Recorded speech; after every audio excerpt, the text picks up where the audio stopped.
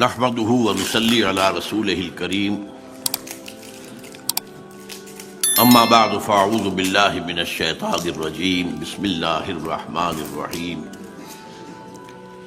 يا ايها الانسان ما غرك بربك الكريم الذي خلقك فسواك فعدلك في اي صورة ما شاء ركبك کلا بل تکذبون بالدین صدق اللہ العظیم رب اشرح لی صدری ویسر لی امری واحلل عقدۃ من لسانی یفقہوا قولی۔ حضرات، جو اس قسم کے اجلاس ہوتے ہیں جیسا کہ ہمارا آج کا ہے، ماشاءاللہ بہت کامیاب اجلاس ہے، تقاریر کے اعتبار سے بھی اور سامعین کے اعتبار سے، لیکن اس میں صدارت نمائشی ہوتی ہے صرف اس لیے کہ ظاہر بات ہے کہ آخر میں صدر کے پاس کچھ کہنے کے لیے وقت ہی نہیں رہتا۔ اب ظاہر بات ہے کہ 12:30 سے اوپر ہو چکے، 12:35، اور میرا خیال ہے کہ غالباً 7 بجے اذان کی آواز بھی آ جائے گی۔ مجھے بہت اختصار کے ساتھ کچھ عرض کرنا۔ دوسرے یہ کہ جو فضا اس وقت ہمارے ہاں پیدا ہوئی ہے، خاص طور پر عزیز الزید حامد صاحب کی تقریر سے اور پھر لیاقت بلوچ صاحب کی بھی پر امید باتیں جو سامنے آئی ہیں، ان کے پس منظر میں شاید میری باتیں آپ حضرات کو کچھ زیادہ اچھی نہیں لگیں گی، اس لیے کہ میں تصویر کا ایک دوسرا رخ آپ کو دکھانا چاہتا ہوں۔ لیکن بات یہاں سے شروع کرتے ہیں کہ بھارت کے عزائم کیا ہیں۔ پہلی بات مجھے یہ کہنی ہے کہ اچھی طرح سمجھ لیجئے، ہندو چاہے وہ ہائی کاسٹ کا ہو چاہے لو کاسٹ کا ہو، دلت ہو شودر ہو، کسے باشا، اس نے دل سے پاکستان کو کبھی تسلیم نہیں کیا، اور پاکستان کا وجود اس کے سینے کا ناسور ہے۔ بھارت ماتا کا تقدس اور اس کے ٹکڑے کروا دینا یہ جرم عظیم ہے ان کے نزدیک، اور یہ گویا کہ جو بھی پاکستان کے خلاف جارحیت کے عزائم ہیں، یہ بالکل اس شعر کے مطابق ہے کہ نیش اقرب ناز پے کین است، اقتضائے طبیعتش این است۔ بچھو اگر ڈنک مارتا ہے تو کسی کینے کی وجہ سے، دشمنی کی وجہ سے نہیں مارتا، اس کی تو فطرت کا تقاضا ہے، اس سے وہ ڈنک مارنا ہی مارنا ہے۔ اب اس کو ذرا یاد کیجئے، اگرچہ نہرو اور پٹیل نے پاکستان کے قیام کو منظور کر لیا تھا، گاندھی سے ڈرتے تھے اور ماؤنٹ بیٹن سے کہا تھا جاؤ تم باپو کو تم راضی کرو، ہماری جرأت نہیں ہے کہ جا کر باپو سے کہہ سکیں کہ ہم تقسیم مانتے ہیں۔ لیکن ان کی اسکیم کیا تھی؟ پاکستان کے پیدا ہوتے ہی ختم کر دینا۔ اس وقت پاکستان کے ریزروز جو روکے گئے، ہتھیار روکے گئے، بالکل پیرالائز کرنے کی کوشش۔ ویسٹ پنجاب سے ہندوؤں کا انخلا کرایا گیا، خود کرایا گیا۔ یہاں وہ اس قسم کے فسادات بالکل نہیں ہوئے تھے جو ایسٹ پنجاب میں ہوئے، تاکہ یہاں کا جو کیونکہ تجارت اور صنعت وغیرہ تو ہندو کے پاس ہے، یہ تو کولیپس کر جائے گا۔ اور پھر یہ ہے کہ ادھر سے جو سیلاب آیا جو مہاجرین کا، تو اس سب سے انہیں توقع تھی کہ پاکستان فوراً ختم ہو جائے۔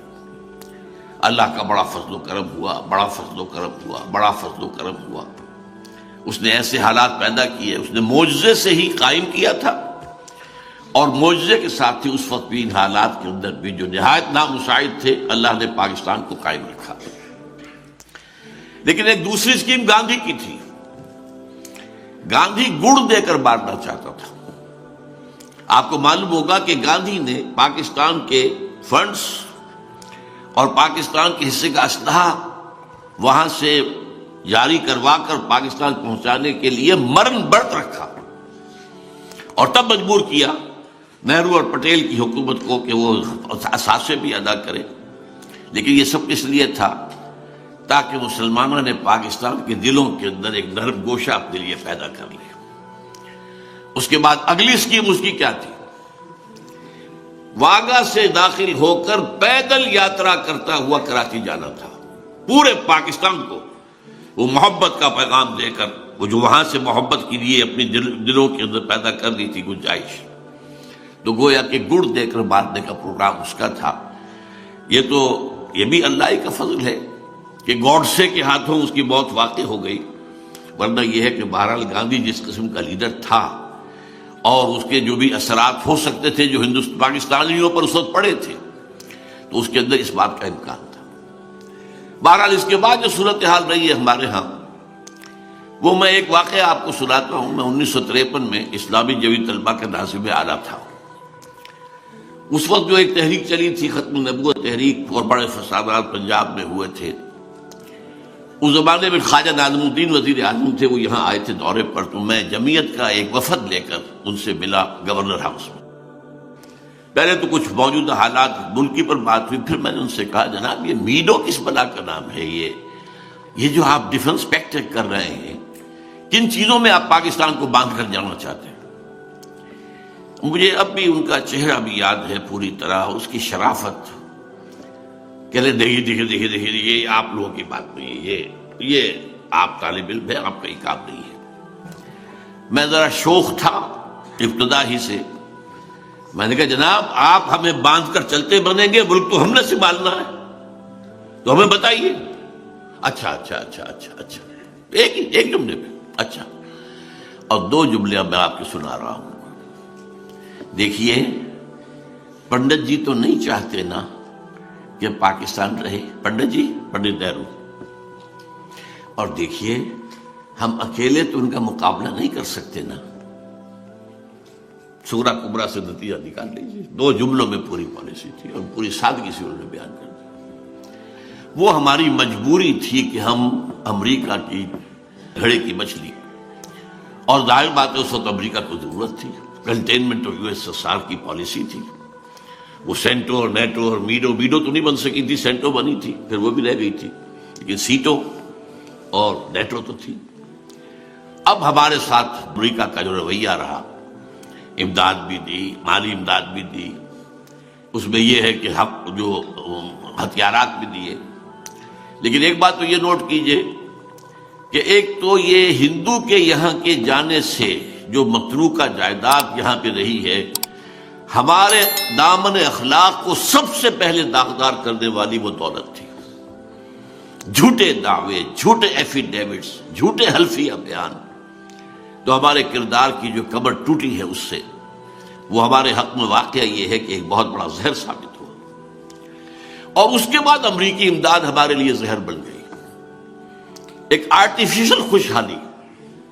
ہم نے اپنی معیشت کو مضبوط نہیں کیا تھا، لیکن یہ جو کچھ آ رہا تھا اس کے بنا پر ہم بوسٹ کرتے تھے کہ ہمارا تو بہت جو ہے لیونگ سٹینڈرڈ بھارت کے مقابلے میں بہت بہتر ہے، لیکن اس ایڈ نے بھی ہمارے لیے وہ کام کیا ہے جو ایڈز کا وائرس جو ہے ایک انسان کی زندگی میں کرتا ہے۔ وہ ایڈ جو گئی ہے بیوروکریسی کے جیبوں میں گئی ہے، وہاں سے ہو کر واپس جہاں سے آئی تھی وہاں پہنچی ہے، وہاں کے بینکوں میں پہنچی ہے۔ ہمارے اخلاق کا، ہمارے کردار کا دیوالہ جو ہے اس کے نکالنے میں اس ایڈ کا بھی بہت حصہ ہے۔ پھر ہم پر پابندی کیا تھی؟ یہ ہتھیار تم بھارت کے خلاف استعمال نہیں کر سکتے، اگر ہم نے سن 65 میں استعمال کر لیا تو ہمیں سزا دے دی گئی۔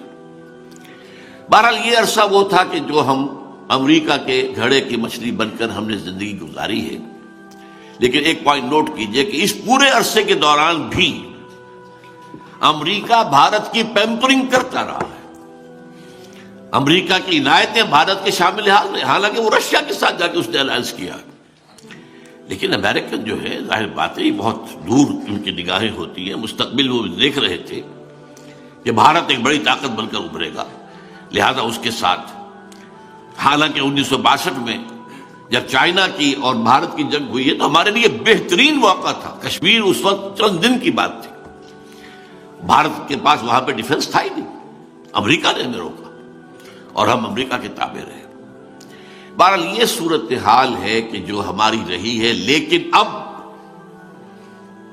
ایک بہت بڑی تبدیلی آ چکی ہے، عالمی حالات میں بھی، ریجنل حالات میں بھی، اندرونی حالات میں۔ عالمی طور پر USSR ختم، کولڈ وار ختم، ہماری حیثیت ختم، ہماری ضرورت ختم ہے۔ یو ایس ایس آر کو آخر میں ڈسمینٹل کرانے کا کام بھی ہم سے کروا لیا، ہم نے اپنے لیے کیا۔ کوئی میں ضیاء الحق صاحب کو ہرگز بلیم نہیں کرتا، بلکہ اس کے لیے تو پروسیس تو بھٹو صاحب نے شروع کیا تھا، جب گلبدین حکمت یار اور یہ احمد شاہ مسعود وغیرہ کو بلا کر اس نے ایک مشن سپرد کیا تھا۔ بھٹو کی شروع ہوا کام تھا۔ خام خواہ ہمارے آج کل کے لوگ نامہ نگار جو ہیں وہ ضیاء الحق صاحب کو گالیاں دینے بیٹھ جاتے ہیں، اور ظاہر بات ہے کہ ضیاء الحق صاحب یہ نہ کرتے تو اس کا مطلب کیا تھا؟ رشیا تو آ گیا تھا، پھر پاکستان کہاں رکتا؟ اور اس کا تو صدیوں پرانا خواب تھا جو warm waters of the Arabian Sea تک پہنچنے کا۔ افغانستان میں جم جاتا تو پھر بلوچستان اس کی چند گھنٹے کی بات تھی۔ بہرحال وہ جو کچھ کیا، چاہے ضیاء الحق نے کیا، چاہے اسامہ ابن لادن نے کیا، یہ بھی لوگ جا کے اسی جہاد کے لیے امریکہ جو کہ جہاد اصل امریکہ جسے استعمال کر رہا تھا، انہوں نے کیا اپنے لیے۔ افغانوں نے جہاد میں جانے دی ہیں تو اپنے لیے دی ہیں، اپنی حریت کے لیے دی، اپنی آزادی کے لیے دی۔ اسی طرح اگر عرب وہاں پر آئے ہیں، اور چاہے لانے والے اسامہ ابن لادن ہوں، اور چاہے وہ عمر عبد الرحمن ہوں، اور چاہے وہ عبداللہ ابن عزام ہوں، وہ سب بھی تو اسلام کے نام پر لا رہے تھے، اسلام کے لیے لا رہے تھے۔ جو آئے تھے، سعودی عرب کا نوجوان کاہے کے لیے یہاں آیا تھا؟ اس کے پاس کس چیز کی کمی تھی وہ، جو یہاں پر آ کر اس قدر پتھریلی فضا کے اندر اور اس قدر جو ہے حالات کے اندر نامساعد حالات میں آ کر انہوں نے قربانیاں دی، جانیں دی۔ بہرحال یہ مسئلہ جو تھا، لیکن صورتحال اب جو تبدیل ہو چکی ہے وہ یہ ہے کہ یو ایس ایس آر ختم، اس کی کوئی حیثیت ہی نہیں۔ ابھی میں پچھلے دنوں پڑھ رہا تھا نیوز ویک میں کہ رشیا کی اکانومی میکسیکو کی اکانومی سے بھی چھوٹی ہے اس وقت۔ میں تو حیران ہوا، میرا تو خیال تھا اس کے پاس بڑے ذخائر جو ہے تیل کے ہیں، لیکن رشین اکانومی میکسیکو کی اکانومی سے بھی چھوٹی، اس کا حال یہ ہو چکا۔ لیکن اب کیا ہوا ہے؟ اب چائنا ابھر آیا ہے، اب کنٹینمنٹ آف چائنا پالیسی ہے، اب اس کا گھیراؤ کرنا ہے۔ اس میں میجر رول بہرحال بھارت کا ہوگا، جو مقابلے پر کھڑے ہونے کی سکت رکھنے والا ملک ہے۔ آبادی میں بھی تقریباً غالباً آس پاس برابر ہی ہے، اور یہ کہ بہرحال یہاں بھی جو تعلیم، ٹیکنالوجی وغیرہ جو ہے وہ پوری اعلیٰ سطح کی موجود ہے۔ اس لیے اب صورتحال یہ ہے کہ امریکہ کا اسٹریٹجک پارٹنر وہ ہے، اس کے ساتھ جو ہے وہ سول نیوکلیئر جو ہے ٹریٹی بھی ہو چکی ہے، اور ہمیں امریکہ یہ چاہتا ہوگا کیا، وہ تو اللہ کے علم میں ہے، وہ چاہتا ہے کہ ہم بالکل اس کے سامنے گھٹنے ٹیک کر اور بالکل چھوٹے بن کر رہیں۔ یؤت الجزیۃ عن ید وہم صاغرون، اپنے ہاتھ سے جزیہ دیں اور صاغر رہیں۔ اور جزیہ کیا ہوگا کہ کھول دو اپنی منڈیوں کو بھارت کے مال کے لیے، اللہ اللہ خیر صلی اللہ، یہ جزیہ ہوگا اس دور کا۔ تو ان کی پالیسی یہ بن چکی ہے۔ تو یہ ہے اصل میں جو حالات بیرونی عالمی سطح پر۔ دوسری طرف ریجنل پر آئیے، افغانستان میں چونکہ الکفر ملت واحدہ، یہ نوٹ کر لیجئے، افغانستان میں وہ جو ابلیس نے کبھی دیکھا تھا، ایک خطرہ کے اندازہ کیا تھا، اقبال نے اپنی ابلیس کی مجلس شورا کے جو نظم ہے اس میں بیان کیا تھا کہ مجھے عصر حاضر کے تقاضاؤں سے ہے، لیکن یہ خوف ہو نہ جائے آشکارا شرع پیغمبر کہیں۔ یہ شرع پیغمبر تو آشکارا ہو رہا ہے۔ یہ افغانستان میں چند اسلامی احکام نافذ ہوئے اور امن ہو گیا 100%۔ ایک حکم سے پوپوئی کی کاش زیرو۔ ہمارے ہاں کے بڑے سیکولر جو ہیں، دانشور ہیں، علامہ اقبال کے صاحبزادے ڈاکٹر جاوید اقبال، انہوں نے خود کہا، کچھ دن رہ کر آئے تھے کابل میں طالبان کی حکومت کے دور میں، واپس آ کر دارالعلوم حقانیہ کوڑا خٹک میں تقریر کی ہے، اور مجھ سے مانا کہ ہاں میں نے کہا تھا۔ یہ بعد میں نے پہلے اخباری سطح تھی، پھر میں نے خود ان سے پوچھ کے ہاں کہا تھا میں جو حالات کابل میں دیکھ کے آیا ہوں، یہ کون کہہ رہا ہے؟ جاوید اقبال کہہ رہا ہے، روشن خیال ترین ہمارے دانشوروں میں سے اور سیکولر ذہن رکھنے والے، کہ میں جو حالات دیکھ کر آ رہا ہوں افغانستان میں، کابل میں، اگر یہ چند اور مسلمان ملکوں میں بھی ایسے حالات ہو جائیں تو پوری دنیا مسلمان ہو جائے گی۔ یہ ہے وہ خطرہ افغانستان کی سرزمین سے کہ جس کی وجہ سے 9/11 کا ڈرامہ رچایا، اپنے 3000 آدمی مروائے، 4000 یہودیوں کو بچا لیا۔ پہلے دن کہا گیا تھا 8000 یہاں پر مارے گئے ہیں، اس کے بعد بتایا گیا نہیں 3800 مرے ہیں، باقی کہاں گئے؟ 4200 کہاں گیا؟ وہ معلوم ہوا وہ 42 یہودی تھے جو اس روز آئے ہی نہیں تھے، انہیں معلوم تھا را کا اور نیو کانز آف امریکہ ان کا جو ہے یہ اپنا ملی ہوئی بھگت تھی، اور وہ یہ چاہتے تھے کہ جیسے سیکنڈ ورلڈ وار میں پرل ہاربر کے واقعے کے بعد امریکہ جو ہے پوری طاقت کے ساتھ آ کر کودا تھا میدان جنگ میں، تو امریکہ نیڈز اے پرل ہاربر، یہ ان کے باقاعدہ مقالات لکھے گئے۔ وہ پرل ہاربر انہوں نے خود کروا کے اور پھر افغانستان پر جو فوج کشی کی ہے اور جو طالبان کی حکومت کو ختم کیا ہے، لیکن انہیں نظر آ رہا ہے کہ یہ یہاں پر جو جذبہ ہے وہ کبھی ختم ہونے والا نہیں۔ وہ اور ہمارا علاقہ، یہ جو پختونستان والا علاقہ سمجھ لیجئے، ہمارا بھی جو پختون علاقہ ہے، اس کے بارے میں ایک بہت بڑے مصری دانشور شکیب ارسلان نے یہ لکھا ہے۔ میں حیران ہوتا ہوں کہ وہ مصری ہیں، انہیں ہمارے حالات کا ایسا کیسے اندازہ تھا۔ مولانا علی میاں صاحب نے اپنی کتاب میں کوٹ کیا، اس نے کہا تھا کہ یہ جو دو پہاڑی سلسلے چلتے ہیں، یہ جو چھت کہلاتی ہے پامیر کی سطح مرتفع، یہاں سے ادھر پہاڑ جا رہا، ادھر پہاڑ جا رہا، ادھر پہاڑ جا رہا، ادھر جا رہا ہے، تو ایک ہمالیہ ہے جو وہاں سے چلتا ہے ساؤتھ ایسٹ کی طرف، اور ایک کوہ ہندوکش ہے جو وہاں سے چلتا ہے ساؤتھ ویسٹ کی طرف۔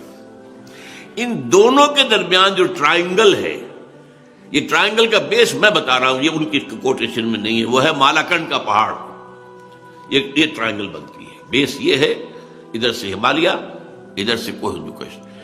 اس خطے میں جو قوم آباد ہے، شکیب ارسلان کہتے ہیں اگر پوری دنیا میں اسلام کی نبضیں ڈوب گئیں تب بھی اس خطے میں اسلام کی نبضیں چلتی رہیں۔ تو یہ علاقے ہیں، ان سے خطرہ ہے، اسی لیے یہاں وہ اپنا پورا مضبوط اڈا بنانا چاہتے ہیں ہر صورت۔ ابھی کہا گیا کہ تو ہم کئی جنریشن تک رہیں گے یہاں پہ، یہ جنگ تو کئی جنریشن تک چلے گی۔ اور یہاں پر نوٹ کیجئے کہ الکفر ملت واحدہ کا ثبوت کیا ہے۔ افغانستان کے خلاف رشیا بھی ان کی پیٹھ تھپکتا ہے، افغانستان کے خلاف چائنا بھی وہ ان کی پیٹھ تھپک رہا ہے، بلکہ وہاں اپنی فوج بھیجنے کو تیار ہے۔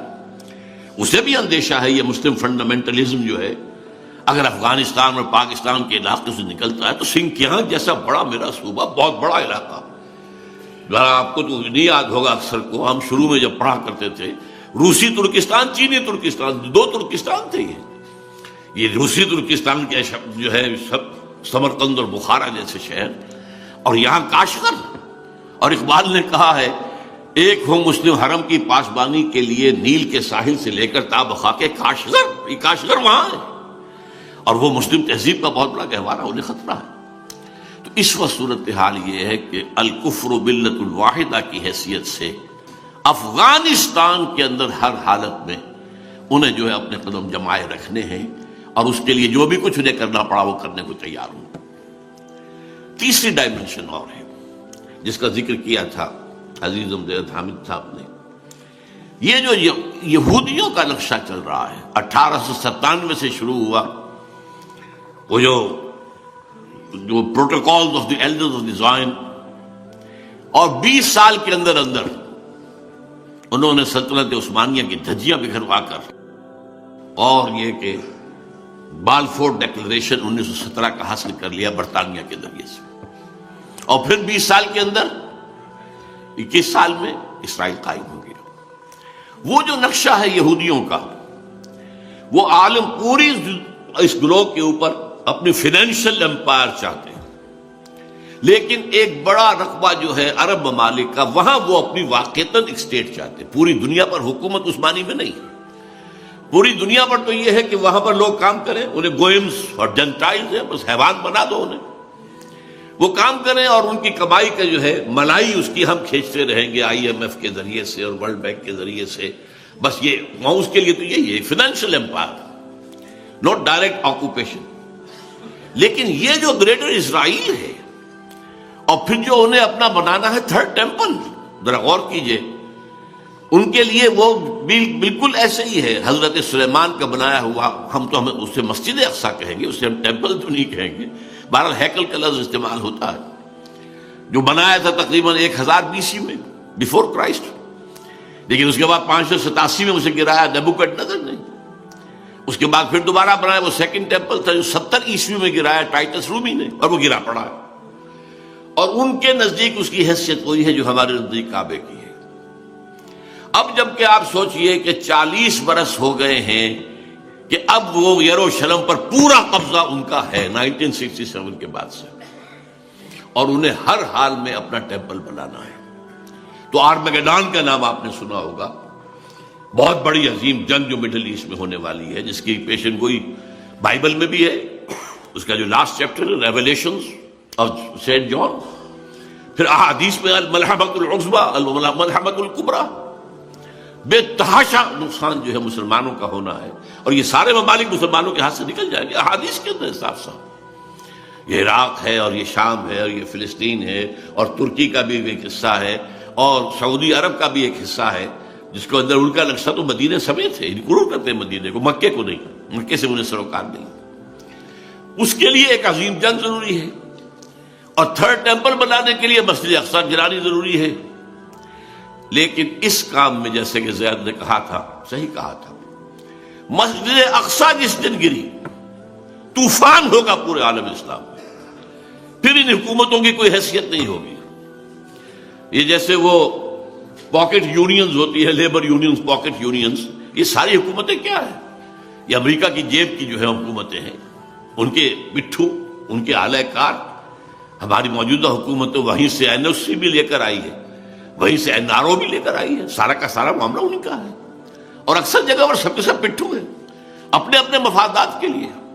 عرب کانپتے ہیں ایران سے، لہذا ہمیں چاہیے کہ وہ جو ہے یقیناً امریکہ کی ہم جو ہے وہ پناہ لیے رکھے، اس لیے کہ ایران بہت بڑی طاقت ہے، اور وہ ظاہر بات ہے عرب اور عجم کی پرانی جو ہے مخاصمت ہے وہ تو ہڈیوں کے اندر ہے۔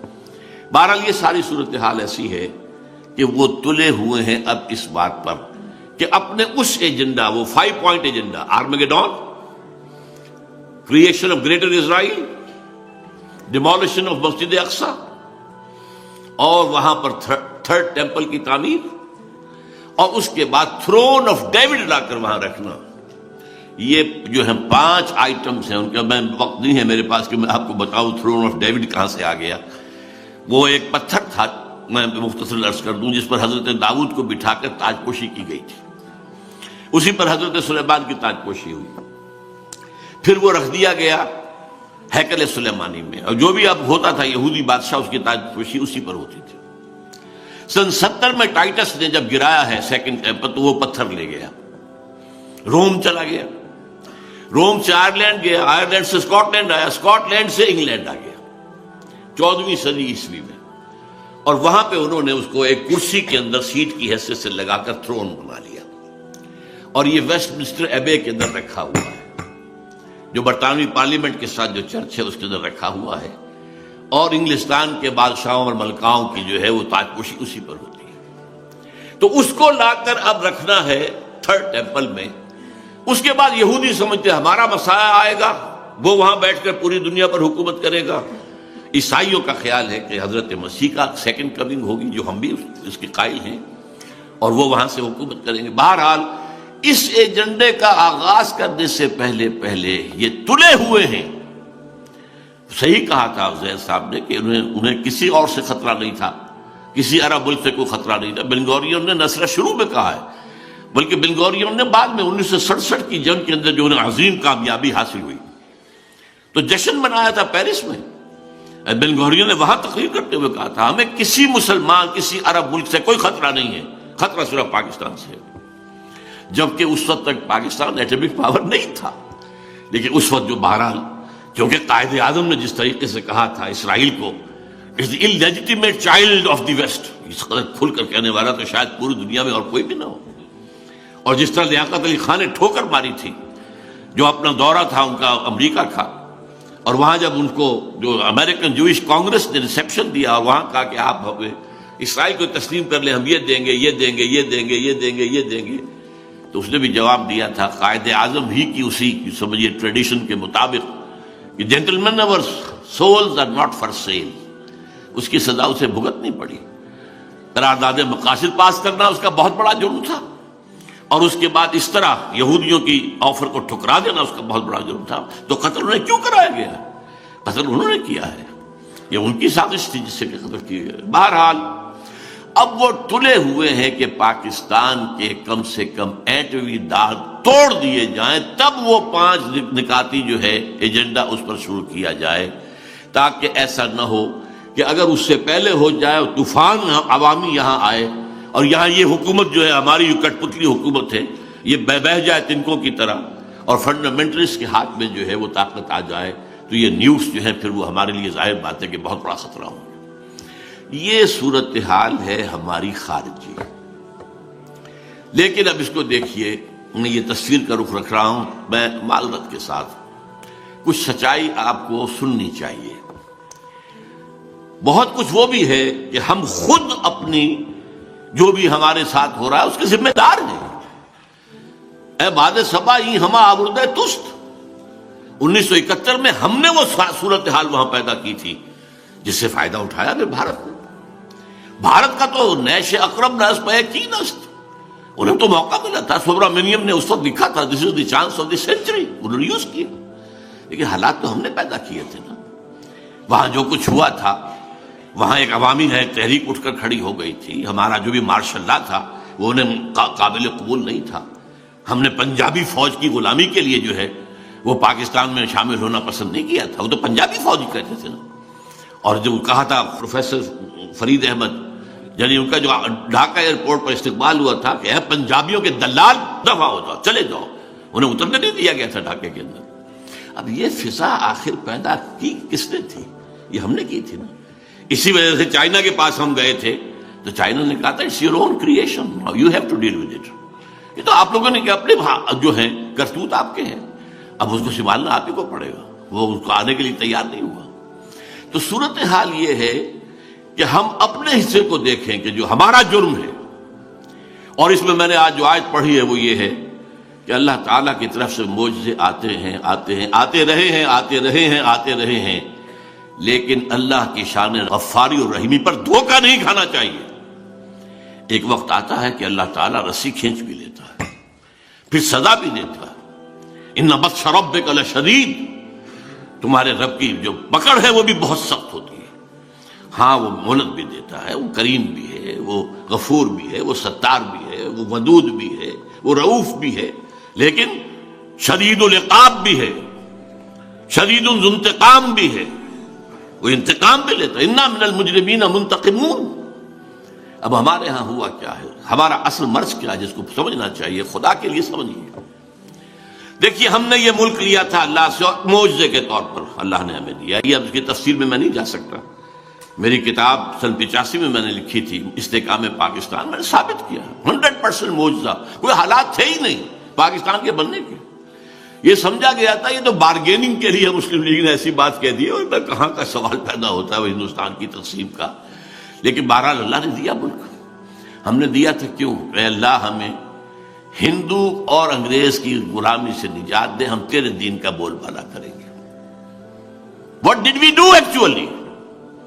اس میں کسی شخص کو چھوڑ دیجئے، جماعتوں کو چھوڑ دیجئے، بہرحال پوری قوم کا جرم ہے، پوری قوم کا جرم ہے۔ یقیناً اس میں چھوٹے ذمہ داری والے لوگ بھی ہیں، بڑی ذمہ داری والے لوگ بھی ہیں، والذی تولی کبرہ کی مثال بھی موجود ہے، لیکن میں اس تفصیل میں نہیں جانا چاہتا۔ بٹ دی فیکٹ ریمینس، 61 برس کہاں ہے وہ اسلام؟ یہ مذہب والا اسلام تو پوری دنیا میں ہے، انڈیا میں بھی ہے، مسجدیں ہیں، حج فلائٹس انڈیا سے بھی جاتی ہیں، اور بتایا مجھے یہ گیا ہے کہ سعودی عرب کے اندر مدینے اور مکے میں اور جدے میں جو ہندوؤں کے جو بھارت کے وہاں پر میڈیکل مشن ہیں وہ کہیں زیادہ بہتر ہیں پاکستان کے میڈیکل مشنز کے بجائے، جس قدر وہ خدمت کرتے ہیں لوگوں کی۔ وہاں سے حاجی جاتے ہیں، وہاں نمازیں ہیں، وہاں مسجدیں وہاں بھی ہیں۔ اس کام کے لیے تو ہم نے پاکستان نے لیا تھا۔ آپ مسجدیں تو آپ نے امریکہ میں جا کے بنا لی ہیں، لیکن یہ کہ یہ مذہب جو ہے یہ اور شے ہے، دین اور شے ہے۔ مذہب پھیل رہا ہے، fastest growing religion in the world is Islam, it's all the world accepted, لیکن اس دین کہاں ہے؟ ان الدین عند اللہ الاسلام ومن یبتغی غیر الاسلام دینا فلن یقبل منہ۔ یہ دین ہے۔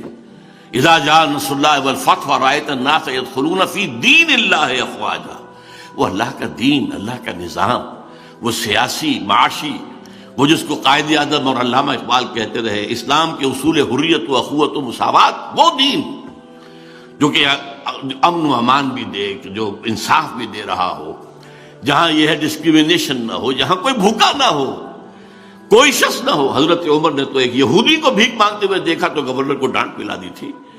یہودی بوڑھا بھیک مانگ رہا تھا، تو کیسے اس کو کہ یہ تم جب جوان تھا تم اس سے جزیہ لے رہے تھے اور اب تم نے سڑک پر کھڑا کر دیا اس کو بھیک مانگنے کے لیے، اس کا وظیفہ مقرر کرو۔ وہاں یہ تھا کہ اگر کتا بھی اگر بھوکا مر جاتا ہے فرات کے کنارے یا دجلہ کے کنارے، عمر ذمہ دار ہوگا قیامت کے دن۔ وہ نظام، دنیا تو اس نظام کے لیے چشم برا بیٹھی ہوئی ہے، دیکھنا چاہتی ہے، اس لیے کہ وہ نظاموں کا کلیش جو تھا وہ ایک گویا کہ ختم ہوا، ایک اعتبار سے کمیونزم کی موت واقع ہو گئی۔ اب وہ جو کیپٹلزم دوبارہ آیا، گلوبلائزیشن کی شکل میں آ رہا ہے، تو اس کا بھی رد عمل ہوگا، اور ہے وہاں ہو رہا ہے۔ آپ کو معلوم ہے ڈیووس ہو یا کہیں اور ہو، یا جو واشنگٹن میں جہاں معاملہ ہوا تھا پہلے ورلڈ ٹریڈ آرگنائزیشن کا، تو وہاں مظاہرے کس نے کیے؟ عالم اسلام میں تو کسی کو پتہ ہی نہیں کہ وہ جو فائنینشیل جو ہے ایک امپائر کیسے قائم ہو رہی ہے، کس طریقے سے آگے بڑھ رہی ہے، کیسے کیسے معاہدے ہو رہے ہیں۔ پوری دنیا جو ہے وہ اپنا بیج نہیں پیدا کر سکے گی، بیج لینے پڑیں گے ہم سے، ملٹی نیشنل سے، ہم نے ڈیولپ کیے ہیں یہ سارے جینیٹیکلی جو چینج ہیں، جس سے کہ اب پہلے کتنے تم من گندم لے لیتے تھے ایک بیگھے سے یا ایک ایکڑ سے، اب کتنا لے رہے ہو؟ پہلے کتنے چاول، اب ہم نے بنایا نا، ہم نے یہ، لہٰذا ہماری رائلٹی ہے، you will have to purchase, اور ہم دیں گے وہ بیج جو بس ایک فصل دے گا، اس سے جو گندم ہوگی وہ بیج کے طور پہ کام نہیں کر سکے گی۔ اس طریقے سے جو دجال کے بارے میں ہے کہ رزق کے خزانے اس کے قبضے میں آ جائیں گے، جو اس کی بات مانے گا صرف اس کو رزق ملے گا، باقی کسی کو رزق نہیں ملے گا۔ تو یہ ساری صورتحال اس وقت جو ہے ایسی ہے کہ معاملہ ہمارا جو ہے اندرون خانہ، ہم نے اللہ سے خلاف ورزی کی، اپنے وعدے کی، ہم نے غداری کی، اور اس کی سزا ملی ہے ہمیں، وہ نوٹ کیجئے۔ قرآن مجید میں ہے سورہ توبہ میں، یہ 75 76 77 3 آیتیں ہیں۔ مدینے کے منافقین کی ایک خاص قسم کا ذکر ہے، وَمِنْهُمْ مَنْ آحَدَ اللَّهَ لَئِنْ آتَانَا مِنْ فَضْلِهِ لَنَصَّدَّقَنَّ وَلَنَكُونَنَّ مِنَ الصَّالِحِينَ فَلَمَّا آتَاهُم مِنْ فَضْلِهِ بَخِلُوا بِهِ وَتَوَلَّوْا وَهُمْ مُعْرِضُونَ فَعَاقَبَهُمْ نِفَاقًا فِي قُلُوبِهِمْ۔ ان میں وہ لوگ بھی ہیں جنہوں نے اللہ سے عہد کیا تھا کہ اگر اللہ ہمیں غنی کر دے تو ہم خوب صدقہ و خیرات کریں گے اور خوب جو ہے نیک لوگ بن جائیں گے۔ پھر اللہ نے غنی کر دیا تو اب بخل سے کام لیا، اب وہ تجوریوں میں تالے لگا دیے اور وہ رخ میں موڑ لیا، پیٹھ موڑ لی ہم سے۔ اس کی سزا کے طور پر ہم نے ان کے اندر نفاق کا روگ پیدا کر دیا۔ آج پاکستان کی پوری قوم اس سزا کے اندر مبتلا ہے۔ انسان پوری اس وقت دنیا کی منافق ترین قوم پاکستانی قوم ہے۔ اب اس نفاق کی کیا کیا شکلیں ہیں؟ نفاق باہمی، اب وہ قوم کہیں نہیں ہے، ڈھونڈ اب اس کو چراغ رخ زیبا لے کر۔ وہ جو قوم ہوتی تھی، وہ جو 45 46 47 میں قوم، وہ کہاں ہے؟ اب تو قومیتیں ہیں، اب تو عصبیتیں، صوبائی عصبیتیں ہیں۔ اگر قوم ہوتی تو آج تک کالا باغ ڈیم نہ بن چکا ہوتا۔ کس کو معلوم نہیں تھا کہ کس قدر اہم ہے، کتنا ضروری ہے ہماری معیشت کے لیے؟ لیکن نہیں، سندھی کو گوارا نہیں ہے، کوئی پشتون کو گوارا نہیں ہے، ایک قوم ہم نہیں ہیں۔ اب قومیتیں، عصبیتیں ہیں، نسلی ہیں، لسانی ہیں، مذہبی ہیں، تفرقہ مذہبی۔ نمبر 2، اخلاق کا زوال، جس نے کہ فرمایا حضور نے منافق کی 3 نشانیاں ہیں۔ جب بولے جھوٹ بولے، وعدہ کرے خلاف ورزی کرے، کہیں امین بنایا جائے تو غبن کرے اور خیانت کرے۔ یہ 3 چیزیں ہیں، یارڈ سٹک لے کر ناپ لیجئے اپنے معاشرے کو۔ اس معاشرے میں جو جتنا بڑا ہے اتنا ہی بڑا جھوٹا ہے، جو جتنا بڑا ہے اتنا ہی بڑا وعدہ خلاف ہے۔ آج آپ کا بادشاہ وہ ہے جو کہتا ہے وعدے کیا شے ہوتی ہے، کیا چیز ہوتی ہے؟ یہ تو صرف جو ہے کہنے کی باتیں ہوتی ہیں۔ بادشاہ ہے آپ کا، اور میں اس کو برا نہیں کہتا، میں کہتا ہوں اعمالکم ومالکم، حدیث سنائی تھی آپ کو زید صاحب نے۔ ہمارے اپنے اعمال ہیں جو ہمارے اوپر جو ہیں حکمران بن گئے ہیں۔ یہ کردار، یہ ہے ہمارا انڈیکس، علامت ہے اس قوم کے کردار کی۔ جھوٹ اور وعدہ خلافی اور غبن، اربوں کے غبن، اس میں تو ہم انتہا کر گئے. ہماری معیشت کی کمر توڑ دینے والا تو اصل معاملہ جو ہے وہ ہے اربوں کے غبن. اب تو کبھی انگریز کے زمانے میں اگر چند سو چند ہزار کی کچھ ادھر ادھر بات ہو جاتی تھی طوفان برپا ہو جاتا تھا، کیا ہوا، بہت بڑا اسکینڈل ہو گیا، بہت بڑا. اور اب تو کیا ہے، پھر یہ کہ اربوں ڈالر جو ہیں وہ بینک معاف کر رہے ہیں. اگر کوئی شخص چند ہزار کا مقروض ہو، عام آدمی، اس کا گھر قرضی کرا دیا جائے گا یا اس کے سامان قرضی کرا دیا جائے گا، اور اربوں ڈالر معاف ہو رہے ہیں. یہ جینے کے لچھن تو نہیں. کیا زمانے میں پنپنے کی یہی باتیں ہیں؟ Do you have a right to be a free nation? میرے نزدیک تو نہیں ہے. ہمارا جواز تو ختم ہو چکا ہے. ہم آئیڈیولوجیکل اسٹیٹ تھے، and from that point of view we are failed state. Ideology وہ کہاں ہے؟ کہیں بھی نہیں ہے. ہم تو کسی وطنیت کی بنیاد پر تو قائم نہیں ہوئے تھے، بلکہ وطنیت کی تو نفی کر کے پاکستان بنا تھا. ان تازہ خداؤں میں بڑا سب سے وطن ہے، جو پیرہن اس کا ہے وہ مذہب کا کفن ہے. بہرحال میں یہ ساری باتیں، جو ہمارا اندرونی حال ہے وہ کیا ہے ذرا غور کیجئے. یہ فزکس کی دو اصطلاحات ہیں، سینٹریپیٹل سینٹریفیوگل فورسز. ایک وہ ہوتی ہیں کہ جو کسی چیز کو توڑنے اور پھاڑنے کی طاقتیں ہوتی ہیں، اور ایک وہ ہوتی ہیں جوڑنے کی طاقتیں ہوتی ہیں. اب آپ اندازہ کیجئے، آپ کے نارتھ پول پر بیٹھا ہوا ہے کون؟ اسفندیار ولی ابن عبد الولی ابن خان غفار خان، جس نے کہ پاکستان میں دفن ہونا قبول نہیں کیا، جلال آباد میں دفن ہوا ہے، جس کا نام سرحدی گاندھی تھا. حالانکہ وہ نوجوانی میں علماء دیوبند کا ایک عام کارکن تھا. حضرت شیخ الہند کا وہ پہرے دار کی حیثیت سے کھڑا تھا. جب 1915 کے اندر مشاورت ہو رہی تھی کہ کیا کرنا چاہیے، جب وہ رومال تحریک، ریشمی رومال تحریک کا ایک نقشہ بن رہا تھا، ایک لمبا تڑنگا پٹھان ایک لاٹھی لے کر کھڑا تھا جو دروازے کے اوپر پہرا دے رہا تھا، وہ تھا خان عبد الغفار خان. بھارت بعد میں کانگریس کے ساتھ جا کر وہ کانگریسی، وہ تو سرحدی گاندھی بنے ہیں. اور اسفندیار ولی بھی یاترا کر کے آ گئے ہیں. یہ این او سی لینے وہ بھی گئے تھے، یوں ہی نہیں گئے تھے، وہ بھی امریکہ گئے ہیں. اور جو کہا تھا فضل الرحمان صاحب نے، میں سمجھتا ہوں کہ باہر وہاں کے آدمی ہیں کہ نکل رہا ہے، NWFP ہاتھ سے نکل رہا ہے، اور یہ تو گریٹر خصوصیات کا نقشہ بنا رہا ہے. یہ تو نارتھ پول ہے. ساؤتھ پول پر جائیے تو امریکہ اور برطانیہ کا بڑا محبوب انسان الطاف حسین، جو کراچی اور آس پاس کے علاقے کا بے تاج بادشاہ ہے. یہ کون ہے؟ جو کراچی میں جا کر، جو دلی میں جا کر یہ کہہ کر آیا کہ ہندوستان کی تقسیم ایک بہت بڑی غلطی تھی. باقی جو کچھ بلوچ نیشنلزم ہے وہ سب آپ کے سامنے ہے. خود سندھیوں کے اندر نیشنلزم بہت گہرا ہے، بہت گہرا ہے. جو 3-4 دن گزرے ہیں، جو بھٹو کے قتل کے بعد اس کو جو بھی ہلا دیا پورے سندھ کو، نوٹ کیجیے اس کو. تو یہ حالات ہیں. اور اب اس کے اندر ایک ڈائمنشن اور ایڈ ہو رہی ہے. یہ جو ہنی مون تھا PPP اور مسلم لیگ نون کا، یہ ختم ہو رہا ہے. پھر وہی فضا ہو جائے گی، پھر جو ہے نئے جو ہے بساط بچھے گی، اور پھر وہی جو ہے. اور چاہتا یہ ہے بھارت بھی، امریکہ بھی، کہ یہاں بدامنی ہو اور ہمیں موقع ملے، جواز بن جائے. ایسٹ پاکستان میں بدامنی ہوئی، جواز مل گیا. وہاں سے بہت سے لوگ جو ہیں وہ چاہے ان کے کہنے ہی کی وجہ سے ہندو جو ہیں وہ چھوڑ کر ایسٹ پاکستان چلے گئے اور وہاں پر بنا دیے گئے ان کے کیمپس. دیکھو یہ جان کے خوف سے ڈر کے یہاں آئے ہوئے. بہرحال یہ ہیں ہمارے اپنے کرتوت.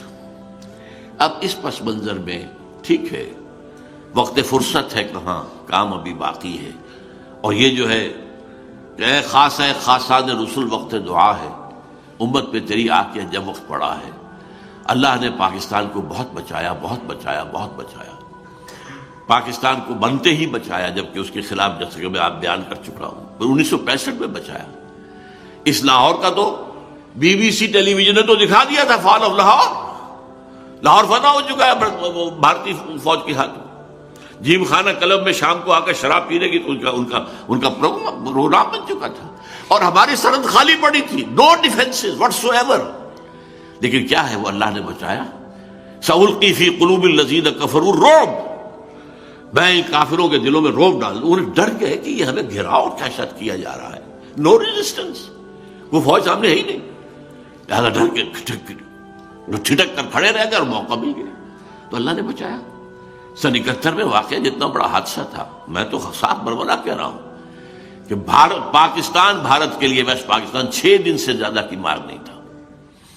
راجستھان کا ہمارا سیکٹر ٹوٹ چکا تھا، سیالکوٹ کا سیکٹر ٹوٹ چکا تھا، صرف ایک وہ جو ہمارا سلیمان کی ہیڈ ورکس، وہاں پر ٹکا خان صاحب وہ ایک ٹاسک فورس لے کر بیٹھے ہوئے تھے۔ ہماری ایئر فورس جس نے 65 میں بہت بڑا کام کیا تھا بالکل نیوٹرلائز کر دی گئی تھی، اس لیے کہ رشیا نے وہ دے دیے تھے ہیلی کاپٹرز بھارت کو جن کے اوپر جو ہے وہ رڈار لگے ہوئے تھے اور وہ فضا میں ہر وقت موجود تھے۔ ہماری کوئی چڑیا بھی ہلتی تھی تو ان کے علم میں تھا۔ ہمارے جہاز کو کماڑی میں آ کر مار گئے وہ تو یہ کہ نکسن کا معاملہ اللہ کے دل میں، اللہ کی انگلیوں کے مابین ہوتے ہیں تمام انسانوں کے دل۔ نکسن کے دل کو پھیرا ہے، جس کو آخری وقت تک کہتی رہی پھر اندرا گاندھی، پرو پاکستان ٹلٹ ان امریکاز پالیسی، اور نکسن نے فون کیا کوسیجن کو ہاٹ لائن پر، اور کوسیجن نے فون کیا اس کو اندرا گاندھی کو، اور یونیلیٹرل سیز فائر ہوا ہے۔ وہ اللہ نے ہمیں فریش نیز آف ایگزسٹنس دی ہے۔ اللہ تعالیٰ اب بھی کیا پتا، وَإِنْ أَدْرِي لَعَلَّهُ فِتْنَةٌ لَكُمْ وَمَتَاعٌ إِلَىٰ حِينٍ، خدا کرے کہ بات وہی ہو جو زید حامد صاحب کہہ رہے ہیں۔ کیا پتا یہ بھی ایک آزمائش ہے جو آ رہی ہو، لیکن اس کے بعد اللہ تعالیٰ ہمیں ایک فریش نیز آف ایگزسٹنس دے دے، ہمیں موقع دے دے، ہمیں توبہ کی توفیق دے دے۔ لیکن یہ ہے کہ حالات کا جو دوسرا رخ ہے اس کو بھی سامنے رکھنا ضروری ہے۔ لیکن اس کے لیے اصل جو ہے میں بات کرنا چاہتا ہوں، جب تک ہم توبہ نہیں کریں گے، یہ نہیں بھول جانا چاہیے کہ یرموک میں جانے والے 60 لوگ کون تھے، جو کہ یوں سمجھیے سر سے پاؤں تک ایمان کا مجسمہ تھے۔ ہم کہاں ہیں؟ عزیز ماقف نے آیت تو وہ پڑھی تھی لیکن زیادہ زور دے کر بیان نہیں کیا۔ انتم الاعلون ان کنتم مومنین، تم ہی بلند رہو گے اگر تم مومن ہوگے۔ ہم نہیں ہیں مومن، ہم تو پیدائشی مسلمان ہیں صرف۔ قالت الاعراب آمنا قل لم تؤمنوا ولکن قولوا اسلمنا، یہ بدو کہہ رہے ہیں ہم ایمان لے آئے، نبی ان سے کہہ دیجئے تم ہرگز ایمان نہیں لائے ہو، ڈونٹ ڈیسیو یور سیلف، یوں کہو کہ ہم مسلمان ہو گئے۔ ہم مسلمان ہیں، پیدائشی مسلمان ہیں، وہ تو اللہ نے زبردستی ہمیں مسلمان بنا دیا ہے کہ ہمیں مسلمان والدین کے گھر میں پیدا کر دیا۔ ایمان کہاں ہے؟ اور مذہب بہت ہے، دین کہاں ہے؟ یہ سزا ہم پر ضربت علیہم الذلۃ والمسکنۃ وباؤوا بغضب من اللہ، پوری امت مسلمہ پر ہے، اور پاکستان پر اضافی سزا ہے یہ جو ہم نے وعدہ خلافی کے نتیجے میں نفاق عاقبہم نفاقا فی قلوبہم، اس میں ایک پہلو رہ گیا تھا۔ ہمارے ہاں کا سب سے بڑا نفاق کا مظہر ہمارا دستور ہے پاکستان کا، منافقت کا پلندہ، پورا اسلام اس میں موجود ہے، صرف ایک قرارداد مقاصد بھی کافی ہے اگر اس کے ساتھ ایک جملہ ایڈ کر دیا جائے کہ this article will take precedence over the whole of the constitution, اور کسی شے کی ضرورت ہی نہیں۔ لیکن وہاں تو اور دفعات بھی ہیں، لیکن ایسے چور دروازے ہیں کہ کوئی دفعہ مؤثر نہیں ہے۔ منافق اسی کو کہتے ہیں قانون، مسلمان حقیقت میں کافر، حقیقت میں ہمارا دستور کافر ہے، اس لیے کہ آپ نے بنا دی، جو بھی آئیڈیالوجی کاؤنسل بنا دی، ان کی سفارشات آ رہی ہیں اور پائل اپ ہو رہی ہیں، الماریاں بھر گئی۔ آج تک کوئی ایک سفارش بھی اسمبلی میں پیش نہیں ہوئی، اربوں روپیہ خرچ ہوا ان پر، اور ہے ہی نہیں دستور میں کچھ، بس سفارشیں پیش کرتی رہے گی، پیش کرتی رہے گی، پیش کرتی رہے گی، کرتے کرتے عمریں بیت گئی ہیں اور الماریاں بھر گئی ہیں، چاہے وہ منسٹری آف لا ہے اور چاہے وہ منسٹری آف فائننس ہے، کوئی اور ہے، لیکن یہ کہ کسی پر بھی نہیں ہماری۔ یہ ہے وہ منافقت جس کی ہمیں سزا مل رہی ہے۔ تو اب توبہ کی ضرورت ہے، لیکن توبہ کے لیے 3 چیزیں میں کہوں گا۔ سب سے پہلے رذائل اخلاق سے اپنے آپ کو پاک کر کے فضائل اخلاق سے مزین کرنا۔ یہ جھوٹ بولنا مذہبی گناہ نہیں ہے تو اخلاقی گناہ ہے۔ وعدہ خلافی صرف مذہبی بات نہیں ہے، یہ تو ایک اخلاقی بات ہے۔ ہمارا کسی کو تہمت لگا دینا، کسی کے ساتھ سوء ظن کا معاملہ کرنا، خام خواہ، یہ سارے اخلاقی رذائل ہیں۔ پیٹھ پیچھے برائی کرنا، غیبتیں کرنا، ان سے دامن چھوڑا ہے۔ نمبر 2، شریعت پر جتنا بھی ممکن ہے عمل کرنا، لازماً عمل کیا جائے۔ وہ حصے ہیں جن پر عمل نہیں کر سکتے جب تک یہاں انقلاب نہ آئے اور اسلامی حکومت قائم نہ ہو جائے۔ چور کا ہاتھ تو نہیں کاٹ سکتا، نہ میں کاٹ سکتا ہوں نہ آپ کاٹ سکتے ہیں، کوئی اور دوسری بعض سزائیں بھی جو ہیں، رجم کی سزا تو کوئی یہاں پہ نافذ نہیں کر سکتا، بلکہ یہ کہ کوڑے بھی لگانے کی سزا بھی دینے کی جو ہے وہ ہمارے میرے پاس آپ کے پاس اختیار نہیں ہے۔ لہذا یہ ہے کہ لیکن جس چیز پر امکان ہے، سب سے بڑی بات میں کہتا ہوں، پردہ اس ملک کے اندر کوئی ابھی تک مصطفیٰ کمال پاشا نہیں آیا جس نے کہ پردہ زبردستی ختم کرایا۔ پھر جنہوں نے ختم کیا خود کیا ہے نا، یہ ان کی اپنی کارروائی ہے، اپنی کارستانی ہے، دیا ذمہ دار۔ سود سے، انڈائریکٹ سود سے کوئی نہیں بچ سکتا، ڈائریکٹ سود سے تو بچے۔ ایک نمبر 3 یہ کہ عزم کریں کہ اب ہمیں اس ملک کے اندر اسلامی نظام قائم کرنا ہے۔ یہ عزم، یہ در حقیقت یہ ہے توبہ، ورنہ توبہ کی تسبیحیں پڑھنے سے توبہ نہیں ہوگی، توبہ کا ہفتہ منانے سے توبہ نہیں ہوگی، توبہ کے اجلاس کرنے سے توبہ نہیں ہوگی۔ توبہ تو یہ ہوگی رذائل اخلاق کو ختم کرو، شریعت پر عمل بھرپور کرو، اور نمبر 3 طے کر لو ان صلاتی و نسکی و محیای و مماتی للہ رب العالمین، میری اب زندگی اور میری موت اور میری نماز و قربانی سب اللہ کے لیے۔ اس کے لیے یہ ہے کسی نہ کسی جماعت میں شامل ہونا جو یہاں پر دین کو قائم کرنے کی جدوجہد کر رہی ہے۔ ایک ہے عام کوئی دینی مذہبی جماعتیں یا مذہبی کام، کوئی تعلیمی بھی کام بھی ہو سکتے ہیں، تو تبلیغی بھی، ایک ہے دین کو قائم کرنے کی جدوجہد، اور جس کا منہج جو آئے گا وہ سیرت النبی سے آئے گا، اس لیے کہ انبیاء کرام میں سے انہی کے ہاتھوں ایک عظیم انقلاب برپا ہوا، اور 23 برس کے اندر اللہ کا دین قائم ہو گیا، ٹوٹل 23 برس۔ تو وہ منہج وہاں سے لے کر اس کا فیصلہ مسلمان کریں اور اسی کی منادی کریں، اس کی صورت پھر اللہ سے دعا مانگیں۔ مجھے 2 دعائیں بہت پسند آئی ہیں پچھلے دنوں سے۔ ایک حضرت ابراہیم علیہ السلام کی دعا، میں حیران ہوا، پہلے کبھی توجہ نہیں گئی تھی، کہ سفارش کرنے کا، اور جس کو کہتے ہیں کہ قیامت کے اندر جو ہے شفاعت بھی ہوگی، اس شفاعت کا کس قدر لطیف انداز ہے۔ فرماتے ہیں پروردگار فمن تبعنی فإنہ منی، جو تو میری اولاد میں سے میری مطابقت کرے گا، میرے پیچھے چلے، وہ تو میرا ہے ہی ہے۔ ومن عصانی فإنک غفور رحیم، اور اے پروردگار جو میری معصیت کرے، نافرمانی کرے، تو غفور اور رحیم ہے نا۔ یہ نہیں کہا کہ فاغفر لہ، نہیں، تو فإنک علی کل شیء قدیر۔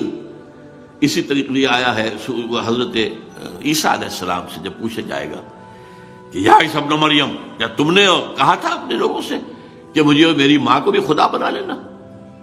اے اللہ، میں نے نہیں کہا، میں نے تو وہی کہا تھا جس کا تو نے مجھے حکم دیا تھا۔ لیکن اس کے بعد کیا فرماتے ہیں؟ ان تعذبہم فإنہم عبادک، اے اللہ اگر تو انہیں عذاب دے تو یہ تیرے بندے ہیں، تجھے، اور وَإِن تغفر لہم، اور اگر تو بخش دے فإنک علی کل شیء قدیر، تو ہر چیز پر قادر ہے، تیرا کوئی ہاتھ تو نہیں پکڑ سکتا کہ ان گناہ گاروں کو کیوں تجھے بخش دیا، تیرا اختیار ہے۔ تو اب ہم جس جگہ کھڑے ہیں، اے اللہ ان تعذبنا فإنا عبادک، اگر عذاب بھی آ گیا ہو، سن 71 کا چھوٹا عذاب ہو سکتا ہے بڑا عذاب آیا بڑا ہو، وَلَنُذِيقَنَّهُم مِّنَ الْعَذَابِ الْأَدْنَىٰ دُونَ الْعَذَابِ الْأَكْبَرِ لَعَلَّهُمْ يَرْجِعُونَ۔ اللہ کی رحمت کی امید بھی رکھیے، لیکن اللہ کے شدید العقاب اور شدید الانتقام، اِنَّا مِنَ الْمُجْرِمِينَ مُنْتَقِمُونَ، یہ پہلو بھی نظر انداز نہ کیجیے۔